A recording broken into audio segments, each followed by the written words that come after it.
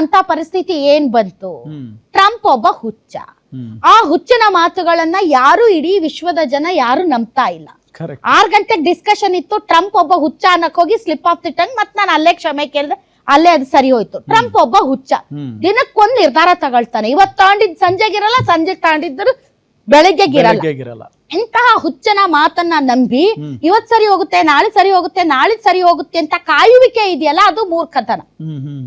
ನಮ್ಮ ಭಾರತ ಸರ್ಕಾರ ಕೂಡ ಇವತ್ ಸರಿ ಹೋಗುತ್ತೆ, ನಾಳೆ ಸರಿ ಹೋಗುತ್ತೆ ಅಂತ ಕಾಯೋದಿದೆಯಲ್ಲ, ಅದು ಎಲ್ಲೋ ಒಂದ್ ಕಡೆ ಒಂದ್ ಸ್ವಲ್ಪ ಜನರಿಂದ ರಿಯಾಲಿಟಿಯನ್ನ ದೂರ ಇಡುವಂತ ಕೆಲಸ ಆಗಿದೆ.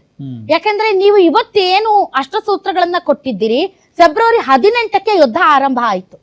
ಫೆಬ್ರವರಿ ಬಿಡಿ 1 ತಿಂಗಳಾದ್ಮೇಲಿಂದ ಆದ್ರೂ ಜನರನ್ನ ಜಾಗೃತಗೊಳಿಸಿ ಈ ಒಂದು ಏನು ನೀವು ನ್ಯಾಷನಲ್ ಅಡ್ವೈಸರಿ ಅನ್ನೋ ತರದಲ್ಲಿ ಪ್ರತಿಯೊಬ್ಬ ನಾಗರಿಕನಿಗೆ ಎಚ್ಚರಿಕೆಯ ಮತ್ತು ಗಂಭೀರತೆಯ ಪರಿಣಾಮಗಳನ್ನ ಇವತ್ತು ಹೇಳ್ತಾ ಇದ್ದೀರಲ್ಲ ನರೇಂದ್ರ ಮೋದಿ ಅವರು, ಅದನ್ನ ಮೊದಲೇ ಹೇಳಿದ್ರೆ $1 ಮ್ಯಾಟರ್ ಅನ್ನೋದಾದರೆ ದೇಶದ ಆರ್ಥಿಕತೆಗೆ, ನೀವು ಅದನ್ನ 1.5 ತಿಂಗಳ ಹಿಂದೆನೋ ಅಥವಾ ಒಂದು 60 ದಿನದ ಹಿಂದೆನೋ ಹೇಳಿದ್ರೆ ಎಷ್ಟೋ ಒಂದು ಉಳಿತಾಯ ಆಗ್ತಾ ಇತ್ತಲ್ಲ.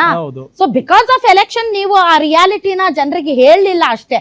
ಅದರ್ವೈಸ್ ಈಗ ನೀವು ಫಿಂಗರ್ ಟಿಪ್ ಅಲ್ಲಿ ಇಡೀ ಪ್ರಪಂಚ ಇದೆ, ಎಲ್ಲರಿಗೂ ಗೊತ್ತಿತ್ತು. ಆದ್ರೂ ಎಲ್ಲ ಒಂದು ದೂರದ ನಂಬಿಕೆ ಮತ್ತು ಭರವಸೆ, ಮೋದಿ ಹೈ ತೋ ಸಬ್ ಕುಚ್ ಅಚ್ಚಾ ಹೈ ಅನ್ನೋ ತರದಲ್ಲಿ ಒಂದು ಭಾವನೆ ಇತ್ತು.